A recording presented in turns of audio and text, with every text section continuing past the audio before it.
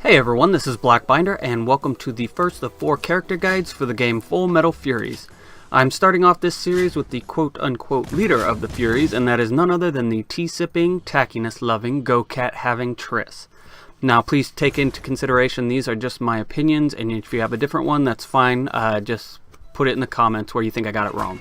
For those of you wanting a quick and dirty guide to Triss, I'll give you the TLDR here. Triss is a shield-bearing tank who focuses on crowd control and staying alive where her other companions may fall. Now that being said, Triss is actually the second best character when it comes to overall survivability, with the first being Alex and her unlimited counter move.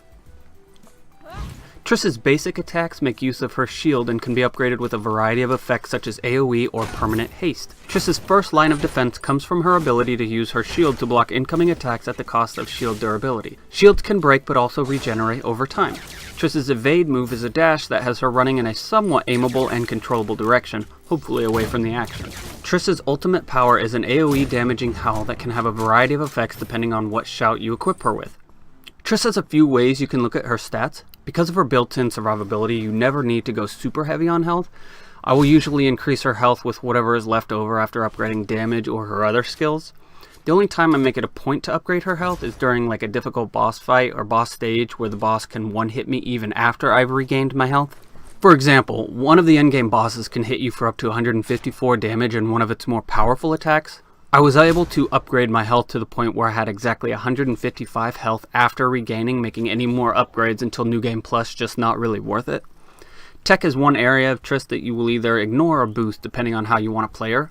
Triss's tech abilities gain both offensive and defensive capabilities when increasing her tech stat. If you are a heavy shield user, tech can increase the amount of damage her shield can take before it needs to recharge, or tech can increase the amount of damage her shield dash or howl can do. As Triss's tech abilities are still useful for crowd controlling and staying alive even at low tech. Her howl is still going to knock enemies back, and her shield guard is still going to block 2 big hits regardless of how low her tech is. I ended up finishing the game with around 6 tech, and her shield guard ability was more than adequate to block the few attacks I couldn't otherwise dodge.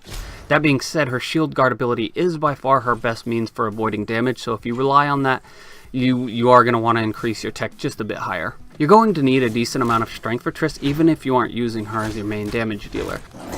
This is because of the way enemies can become immune to certain companions if they are shielded.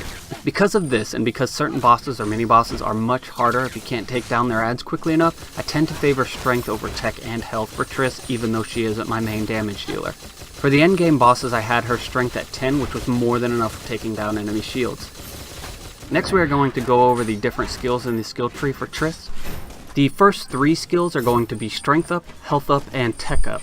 As laid out before, I favor strength over health and health over tech. Going up the strength side of the tree, we have Bull Rusher. Bull Rusher makes it so dashing longer than 1.5 seconds gives you a damage boost. The increase is around 20% at level 1, but doesn't last long enough to really do anything meaningful other than maybe howling. However, with howling, you don't want to waste it for damage, but rather as an escape or setting up for your basic combo attacks. This skill is largely useless in my opinion, and I never took it above level 1. The next skill on the strength side is Marathoner. Marathoner increases Triss's dash duration. This skill is also largely useless because her dashes are already sufficiently long enough to get you out of immediate danger, and some of her equipment even gets rid of the dash component altogether, making this even more useless. So I would say leave this one at level 1 as well. The last skill on the strength tree is Corner Fighter, and it is very worth it. The reason this skill is so great, at least for me, is because I'm constantly at low health during boss matches. Like, I'll always get taken below my max regainable health, and even at max regainable health, you're going to get a sizable chunk of damage with this. Corner Fighter will help you burn down bosses even faster if you find yourself in trouble and need to end it quickly. On the tech side of things, we have Glancer. Glancer reduces damage if you block at the last moment. I found the window for this ability to be fairly forgiving and ended up glancing more often than not. If you find yourself blocking a lot, and you should, go ahead and take this skill as high as you want if increasing strength and health become too expensive. The second upgrade on the tech tree is Lung Capacity. Lung Capacity increases the range of Triss's shout. It's not a huge increase, but I always found myself barely missing enemies with her shout, so I took it to level 2. The final tech upgrade is Willpower. Willpower gives Triss a small percentage to survive a killing blow. By the end of the game, I hadn't taken this over level 1, but I think maxed out, it could be one of her most useful abilities. There are situations where you kind of get into a revive rotation, where you go back and forth just reviving each companion just to get hit shortly after and die. The skill can help in those situations, get you out of that rotation. On the health side of things, we have the talent. This ability is especially nice when you're in one of the bullet hellish levels and you're having trouble finding an opening to attack. In these situations, it's easier to let the enemies kill themselves, at least one or two of them, and then you can work on their friends. Next up we have Morale Boost. Morale Boost heals Triss's shield durability whenever she shouts, never going over 25%. This talent is decent enough, but unfortunately it doesn't work with Triss's ultra high durability shield, which in my opinion reduces its usefulness because that's where it would really be nice. The final upgrade in Triss's tree is Judo Master. Judo Master gives all of Triss's companions a barrier if she gets knocked out. Like all final abilities in the health tree for all characters, this one seems to be centered more around multiplayer. Judo Master is probably the most usable of all, however, in that it can give your other characters in single player a little head start on reviving Triss after she falls without having to worry about getting killed themselves. Just remember, when you are immune, you will revive your companions a little bit slower than if you weren't immune.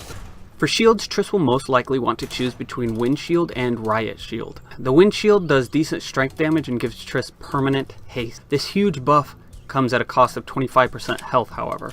The Wind Shield is my personal favorite, but will very often put you below the required health to survive being one hit by a boss after regaining hit points. In these situations, I'll switch to Riot Shield, which turns the last hit of Triss's basic combo attack into an AoE shield spin. The Riot Shield does lose some damage over the basic and Wind Shield, but the larger range and AoE more than make up for the damage loss. When Triss is using the Shield Guard, she has another set of shield upgrades to choose from that will all slightly change the way her guard works. Among these, my favorite is the Dragonstone upgrade.